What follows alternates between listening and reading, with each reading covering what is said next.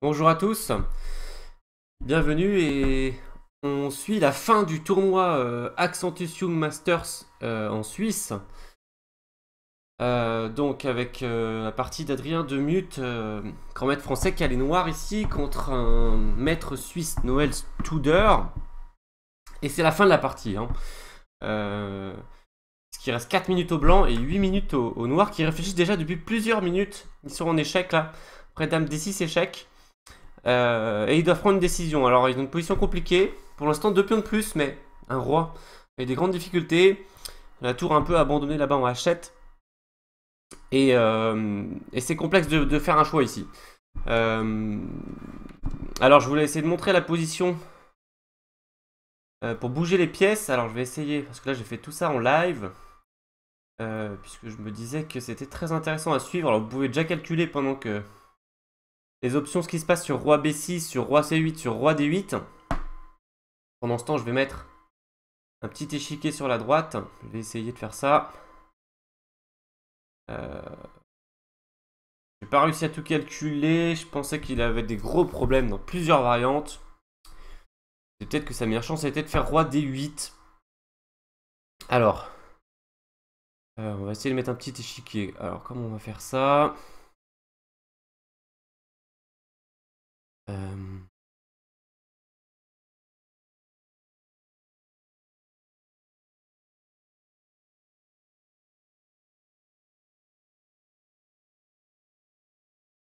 va peut-être disparaître temporairement. Le temps que je mette un échiquier sur la droite.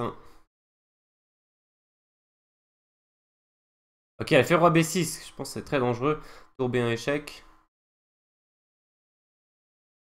Et ici, sur roi A6, je me disais fou F1 échec. Sur roi A5, dame C7 échec. Alors, est-ce qu'il a prévu cavalier B6 et abandonner la tour en H7 et faire E2? C'est peut-être une idée. C'est peut-être la seule possibilité d'ailleurs pour les noirs pour jouer dans cette position. Alors, 6 minutes contre 4. C'est le gros high note. Et en fait, s'il gagne cette partie, il peut gagner le tournoi. Adrien Demut, il y a un seul joueur qui a 6,5 pour l'instant.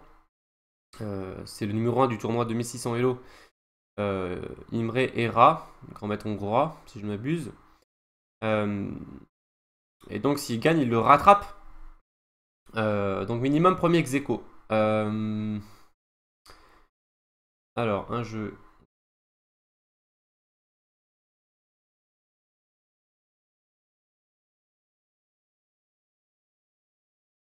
Mettre cette position. Pour bouger les pièces. Alors.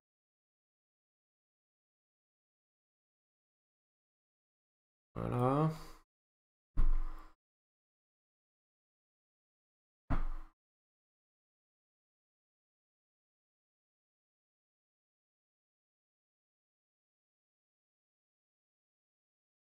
Hop. Dans. Avoir le temps. Vite dans cette fin de partie. Voilà. Ça.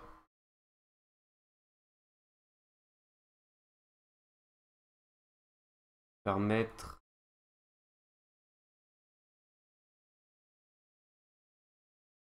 De bouger les pièces. Alors. Mettre cette position. Tour B un échec, il faut faire un choix pour les noirs.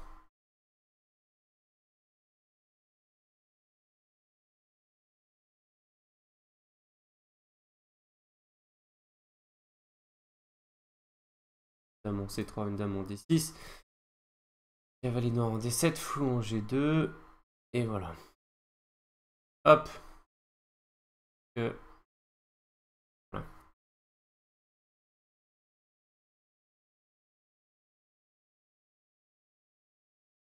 Alors, s'il joue roi A6, je disais fou F1 échec, qui en plus empêche le dangereux pion d'avancer. Alors.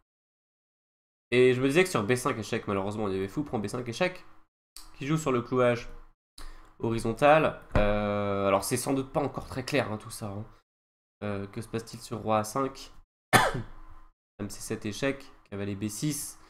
Donc il peut pas faire dame prend A7 mat parce qu'il y a la tour. Et s'il prend la tour là-bas, et ben ma foi, il peut prendre... Ah non, on peut pas prendre ce fou parce qu'il y a mat. Okay. Et roi A6, ça a l'air dangereux. Mais roi A5 peut-être. Dame C7 échec, alors c'est problématique, on peut toujours pas faire B6 à cause de mat. Si on fait roi A4, qui est un coup un peu fou, intéressant, je me disais qu'après dame prend B7, c'était problématique quand même, hein, avec des menaces qui sont pas forcément si claires non plus d'ailleurs, mais bon, j'imagine que dame prend A7 et dame D4 échec, ça va faire le job quand même. Ouais, ça devrait mater en 2-3 coups. Donc dame C7, cavalier B6, peut-être la seule chance, quoi. La seule chance, on abandonne la tour et on essaye E2 et on espère faire une dame. Ah ouais, sauf que le problème c'est que dame E4 ça arrête la dame. Donc malheureusement, pas sûr qu'il y ait une solution ici pour les noirs. Après tour B1 échec.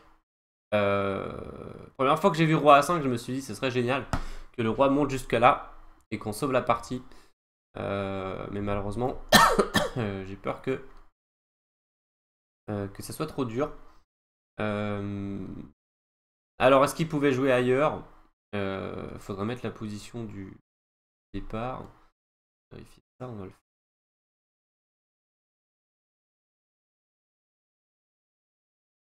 J'avais calculé roi D8, E6, E2, E7. Avec l'idée de tout reprendre dame B8 mat. Sur roi C8, dame mat.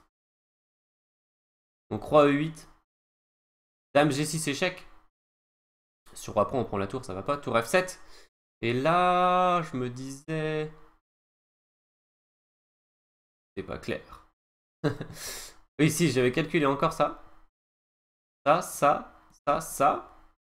Mais ok, il faut voir si ce pion va tomber ou pas par la série d'échecs, quoi. C'est pas très clair.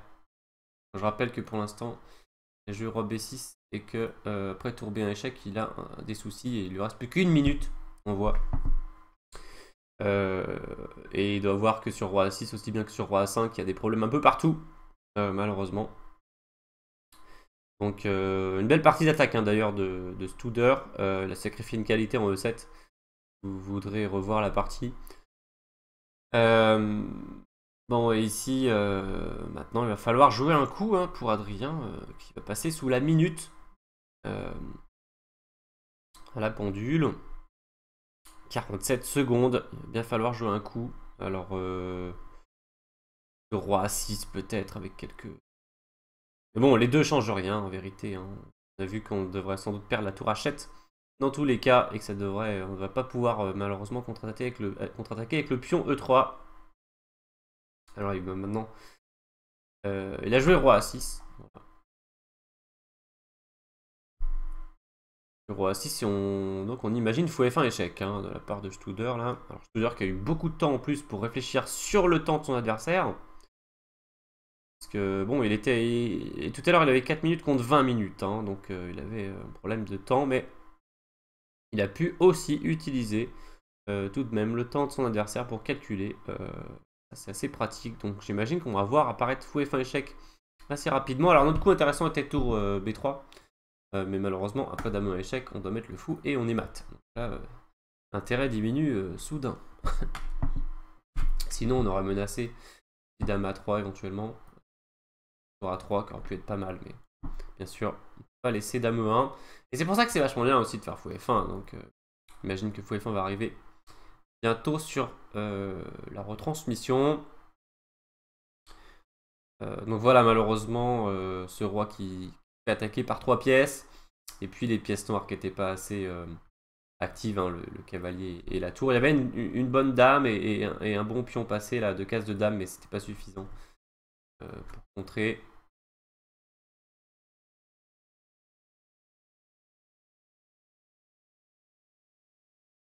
Donc voilà, fou F1 échec joué par et donc si on fait roi A5, toujours dame C7 échec. Il y a toujours cette histoire que si on se dit ici qu'on n'est pas trop mal sécurisé, il va juste prendre B7 et menacer. Et il a fait B5. Alors il a fait B5. Il y a eu fou prend B5 échec, bon, qui était la seule suite vraiment... Enfin, vous allez me dire que peut-être tour prend B5, c'est pas un coup idiot, hein, mais bon, fou prend B5 échec, difficile de jouer autre chose quand même dans cette position. Roi A5, c'est la position sur l'échiquier. Et donc on attend dame C7. Ici, c'est vrai qu'il n'est pas non plus panique, il peut peut-être faire des coups comme fou prend C6, fou D3. Et dame C7 échec. Il n'y a pas d'autre façon pour les noirs d'empêcher l'échec que de faire cavalier B6. Et après dame prend H7, c'est génial puisque on menace dame prend A7 mat. Du coup, je vois pas trop ce que les noirs peuvent faire ici.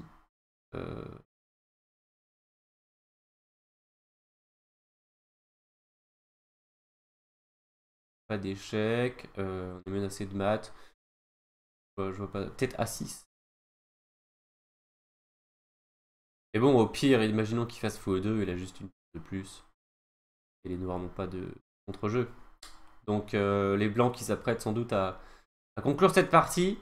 Ici, ils vérifient sans doute les derniers calculs avant de placer ce dame C7 échec.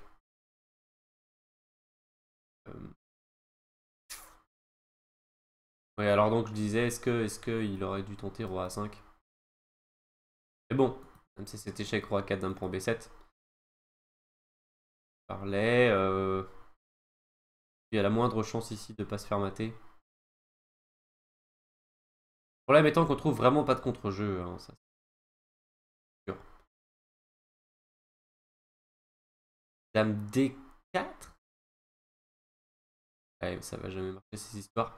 Même si on a empêché dame prend A7 et dame B4, il reste encore dame B3 quoi. Roi A5. Alors que jette un coup d'œil sur le live qui est à gauche. Il n'a toujours pas joué. Bon, comment on pourrait finir? Dame A3 échec, il est obligé de mettre sa dame et dame C3 échec. Et il n'a pas la case A6 puisqu'il y a le fou F1, le fichu fou F1 qui couvre du coup, ça fait échec et mat. Donc ouais, il n'y avait vraiment pas de solution, on pourra vérifier tout à l'heure avec l'ordinateur. Mais... et donc ici, après roi A5, les blancs sont toujours en réflexion, ce qui est un peu étrange tout de même.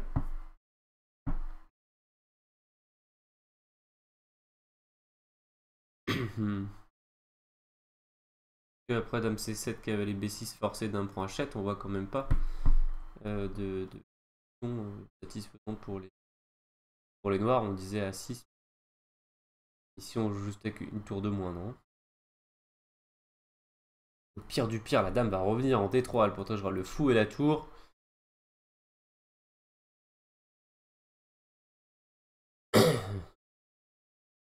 Alors là, il est toujours en réflexion. Bon, après, faut dire une chose, c'est que la dernière. En plus, il faut dire une chose que j'ai pas précisé pour l'instant, c'est que Stouders, s'il gagne, il double de mute au classement. Il atteint 6 points, très bon score. Il y a Kurban aussi qui a 6 points. Donc, classement assez serré en tête de ce tournoi. Et certains joueurs qui ont eu plus de difficultés. Dont les deux maîtres filles de m'abuse. Et donc oui, pour dire que pourquoi il joue pas, il n'a pas de raison spécifique de se précipiter. Par contre, il a toutes les raisons de vérifier ses options avant de jouer. Donc là, il va sans doute jouer dans les prochaines secondes. Ah, il a pris en C6. Ah, il a choisi, voilà, il hésitait sans doute entre les deux. Donc fou prend C6. Alors est-ce que ça laisse des chances au noir?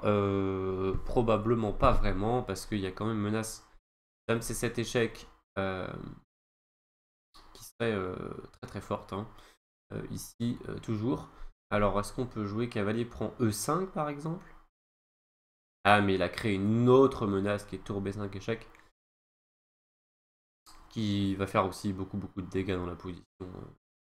Donc, par exemple, après roi A4, on va perdre une dame à tour C5 échec. Donc, ok, il a joué cavalier B6.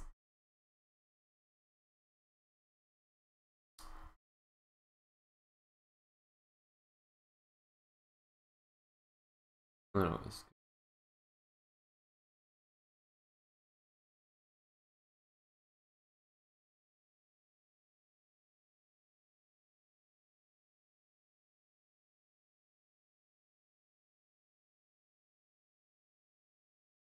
alors, cavalier B6. Il stop dame C7, hein, puisque la tour surveille. Et là, elle a juste joué E6 en fait. Alors, tour B5 échec. Le roi A6, il a rien dû voir. Et c'est vrai qu'on voit rien. Et attention maintenant, des contre-attaques éventuelles.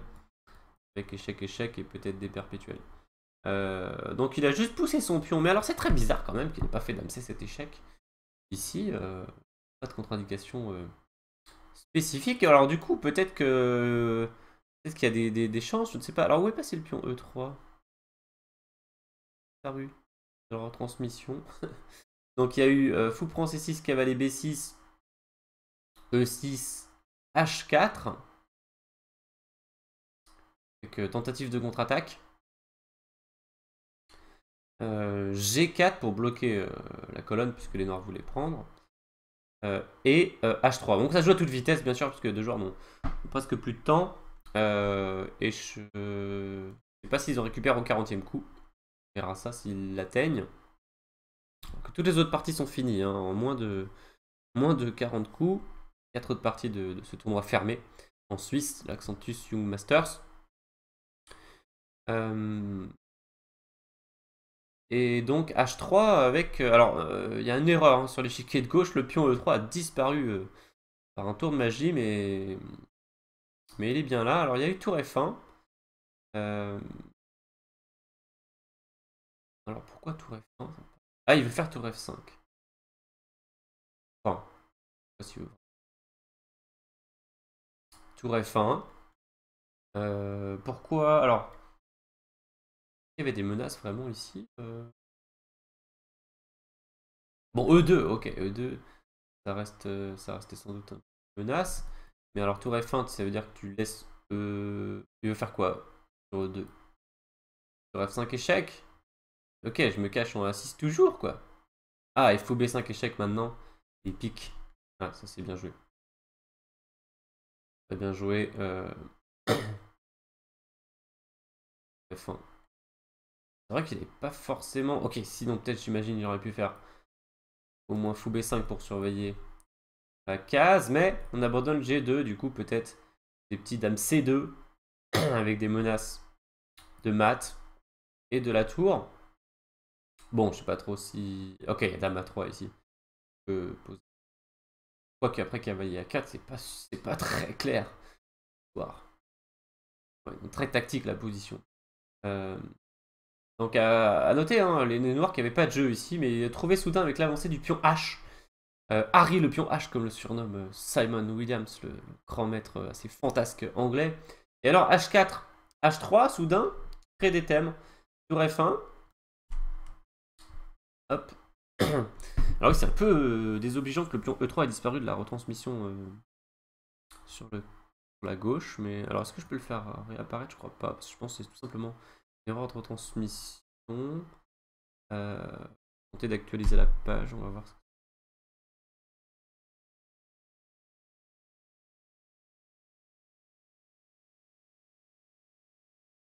Ouais, ça l'a pas fait réapparaître. Hein. Bon, bah ça tombe bien qu'on suive avec un autre échiquier. Alors, par contre, il faut pas que je le fasse disparaître, sinon... Voilà. Donc, tour F1. Ok, alors, moins d'une minute pour les deux joueurs. Et les noirs qui sont toujours inconfortables avec leur tour en H7 qui jouent pas, en fait. Et c'est horrible parce qu'elle peut presque pas se déplacer sur la 7ème rangée. En fait, les pièces blanches, là, la dame, le fou et le pion, on surveille énormément de cases, sont très bien centralisées. Grâce à ça, les blancs sont largement favoris pour remporter cette partie. Notez que c'est l'égalité matérielle hein, pour l'instant. Alors est-ce qu'on peut jouer tour H6 pour clouer ce pion un peu? Bah, c'est pas trop rêvé. Hein. Est-ce qu'on peut jouer tour H4 pour essayer de peut-être prendre en G4 bon, essayer d'activer la tour d'une façon ou d'une autre. Bon, tour F5 échec. Ah oui, le problème c'est que si on enlève la tour de la 7ème rangée, après tour F5 échec, le nœud 3 peut pas descendre. Et du coup, après échec, on risque d'avoir un souci si on va par là-bas, faire attaquer et se faire mater sans doute. Alors, c'est sans doute d'ailleurs pour cette raison qu'il a joué tour G7. Bon, un coup qui fait pas trop plaisir, mais on lui a resté 6 secondes apparemment quand il a joué ce coup. Tour G7, il a pas trouvé de quoi jouer en fait. Hein. Là, la tour n'est pas tellement plus active qu'avant. Bon, on est sur une case noire, c'est déjà ça. Le fou va pas nous embêter. Et puis, protège G5 au cas où les blancs auraient eu envie d'aller le chercher. Mais bon, c'est toujours dangereux à cause d'un couloir. Donc bon, plutôt, je pense qu'il se met sur noir pour éviter certains problèmes. Puis tout simplement, il avait 6 secondes, il fallait qu'il joue un coup. Hein. Ah non, c'est moi, j'ai raté une séquence. Non, c'est pas moi. Il y a eu fou E4. Ok, j'ai cru que c'était fait attaquer la tour, mais en fait, c'est le contraire. La tour a bougé et le fou vient de venir. Fou E4. Bon, centralisation toujours hein, pour les blancs. Ah, mais le pion n'a pas... D'accord, le pion a disparu en fait dans la partie. Il a pas... C'est pas une erreur de transmission. C'est qu'il a fait E2 sur fou F1 échec. J'avais complètement raté ça. En fait, ici, il a décidé de faire E2. Je sais pas pourquoi. C'est bizarre. Ah, il voulait libérer l'accès au roi, peut-être, avec sa dame, ouais. Je sais pas que c'était la meilleure option de faire E2, puisque ce pion était un de nos seuls atouts avec les noirs. Donc ok, en fait, il a fait E2. Il y a eu prise, B5, prise. Voilà. Ah, je comprends maintenant. En fait, sur dame C7, donc il y a eu fou prend C6, et en fait, l'astuce, très malin. Hein. On met Adrien de Mute très malin, parce que sur dame C7, échec, en fait, et dame prend tour, il avait sans doute un perpétuel ici, grâce à la libération de la troisième rangée. Et c'est ce qu'a dû calculer pendant longtemps Studer, est-ce que échec perpétuel ou pas ici. Et on voit que c'est pas du tout simple d'évacuer le roi de cette zone. Hein. Donc c'est ce qui devait le chagriner. Alors est-ce que le roi peut s'approcher comme ça de la dame il n'y a plus d'échec soudain. Peut-être que ça gagnait quand même. Pardon, c'est cet échec. On vérifiera tout ça. Alors la partie, il y a eu donc fou prend C6. Cavalier B6, oh là ça s'enchaîne là. E6, H4, G4, H3 et tour F1. Ok, tour G7, E4, tour C7, ça y est, enfin la tour qui se réactive un peu. Mais bon, le pion, la dame, ça fait pas plaisir. Tour C8 arrête le pion et dame E6 menace une dame. La tour bloque, 40 secondes pour chaque joueur. Hein. Donc les blancs ont un pion d'avance et surtout un beau pion passé en E7. Puis le roi, bien sûr, les noirs est plus exposé. Ici, on a A5, là, c'est une position un peu étrange. Bien qu'il peut quand même compter sur le cavalier pour le protéger un peu. Cavalier qui fait un assez bon protecteur quand même. Contre une dame notamment. Alors là, malheureusement, il me dit... ok, ça revient. La retransmission, les coups vont s'enchaîner. Maintenant, ah, fou C6. Et oui, malheureusement. Tac la tour. Alors, en plus, les cases de la grande diagonale sont très très bien protégées par la tour et la dame. La dame surveille ces cases et la tour celle-là. Donc est-ce qu'il faudrait jouer un petit dame D2 ici, un petit comme ça pour empêcher la prise de la tour à cause du mat. Ou un petit dame D3. Et dame D3, tour F5 échec. Ok, ça ferait aussi l'affaire peut-être. Dame D3, parce qu'en cas d'échec, on peut, j'allais dire se cacher, mais en fait, c'est pour se prendre fou B5 échec, c'est pas la peine. Puis roi B4, ça inspire pas trop confiance. Donc dame D3, bof. Peut-être dame D2. Mais bon, ça va pas régler nos problèmes, tout ça. Le problème de cette tour là-bas. Ah, il peut prendre en E7 peut-être. Mais bien sûr qu'il peut prendre en E7. Il se passe quoi sur tour prend E7? Dame prend échec. Et il y a mat quoi. Tu prends E7. Il se passe quoi? Ah, tour F5 échec, c'est ça. Waouh. Il a calculé ça en fait. Tour F5 échec. Alors il s'écrit 0-0, mais on va attendre de voir si c'est vraiment fini par un... Ah oui, apparemment. Ah non, alors il y a eu dame C2 et dame F5, visiblement. D'accord. Alors, tour princesse était tentant, mais malheureusement, moi j'ai peur qu'ici on soit complètement dans le réseau avec le roi. B5 échec, et puis en fait le problème c'est que si on descend, on perd la tour sur échec, du coup là il n'y a plus de chance. Et si on vient là, on imagine que le fou va repartir quelque part, et le roi pourra plus aller se cacher derrière le cavalier, du coup il va devoir tenter une aventure en avant, et ça va être extrêmement dangereux avec une dame et une tour en face. Waouh, alors partie spectaculaire, fin de partie spectaculaire. Malheureusement pour Adrien, perdu cette partie. Bon, bonne partie attaque de Noël Studer. Alors, vérifions un peu tout ça. Vérifions un peu avec l'aide de l'ordinateur. Est-ce qu'il va me décaler? Non, ça va. Ok, alors ce qu'on va faire, c'est qu'on va agrandir un peu ce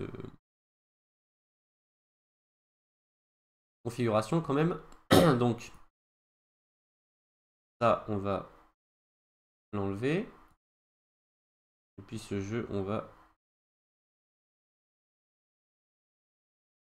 agrandir.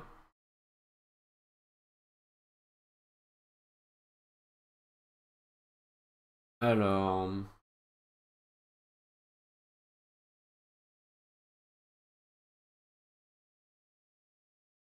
Tac.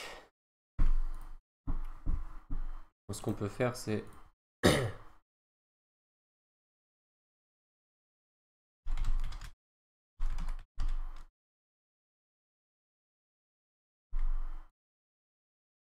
ça. Ok. Alors, quelques analyses pour conclure cette fin de live. Avec l'aide de l'ordinateur, parce que la position est ultra tactique. Donc j'ai déjà signalé quelques options, mais je risque de faire beaucoup trop d'erreurs dans une position aussi tactique. Donc on va tout simplement s'informer auprès de l'ordinateur des options. Et donc il nous informe déjà pour commencer que les blancs ont été gagnants hein, avec un avantage de plus 4. Donc rien à faire ici hein, pour les noirs. Donc roi B6 était à peu près le plus résistant. Donc sur roi D8, on avait étudié aussi, donnait bien E6 et sur E2. Et il donne un mat en 4 coups, donc j'ai dû rater carrément un mat. Non, la variante, il donnait bien E7 le bon coup. Et sur roi E8. Ah, mais c'est moi, j'étais juste aveugle. J'avais pas pensé que E7 ça coupait la. Voilà, donc autre illustration, il vaut mieux regarder avec l'ordinateur. Donc j'avais donné dame G6 échec qui terminait par une nulle. Donnait un perpétuel ici seulement. Voilà, match nul. Par contre, évidemment, après E7 échec, roi E8, et bien on prend en D7. Le roi doit partir, on fait une nouvelle dame. Et puis on fait un mat avec ce qu'on veut en fait, par exemple.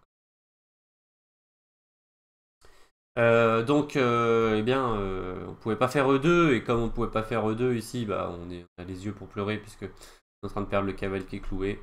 Voilà, on perd la partie. Donc, à juste titre, roi C8 n'aide pas. Hein. Roi C8 n'aide pas, puisqu'après E6, non seulement on va bouger le cavalier parce qu'il y a dame D8 mat, mais en plus on est en train de le perdre sur échec. Ça n'arrange pas nos affaires. Donc, roi B6, le meilleur coup. Tour B1 échec. Et bon, là, voilà, pareil. Sur roi A5, donner ce dame C7 échec. Et en cas de cavalier B6, prendre la tour.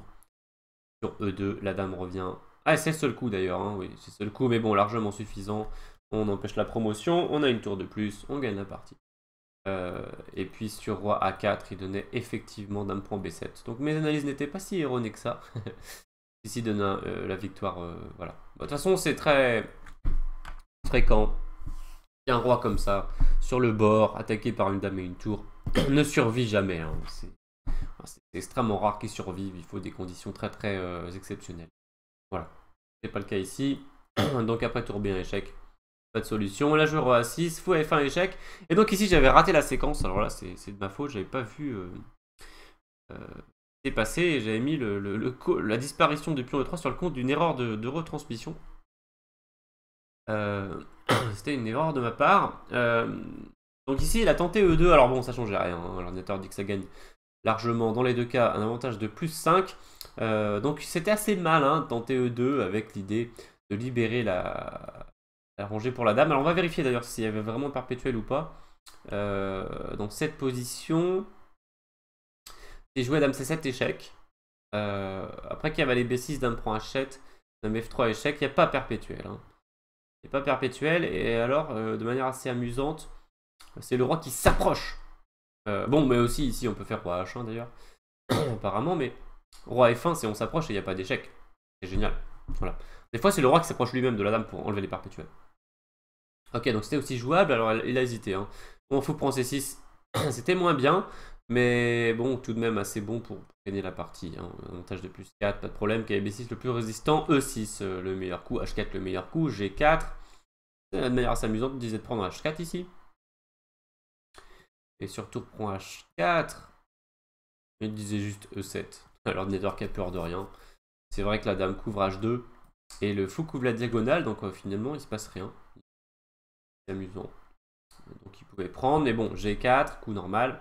H3 avec un petit peu de contre-jeu quand même, hein, quand on a un pion comme ça, qui crée un couloir, qui contrôle la case G2, on peut trouver des contre-chances. Mais bon, tour F1 très bien joué de la part de Studer, le meilleur coup. Tour G7, bon, donner roi, si, mais pas changer l'issue de la partie. Et ce coup de centralisation, fou E4, encore bien joué, puisque donne un avantage énorme de plus 9 maintenant. Tour C7 le meilleur coup, E7, tour C8. Donc ils ont quand même joué une bonne partie malgré le Zeitnot. Hein. Beaucoup de meilleurs coups joués par les deux joueurs. Donc dame E6, tour E8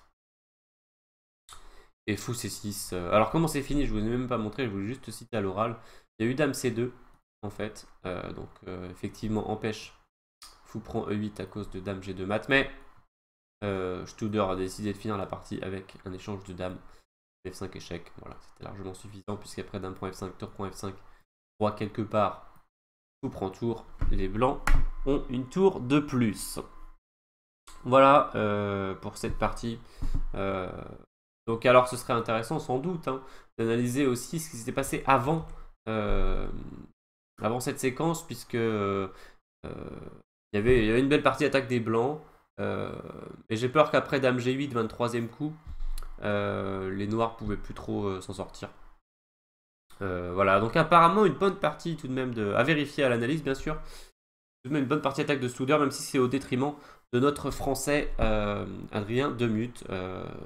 Va malheureusement reculer au classement après cette première défaite en se tournant en 9 rondes.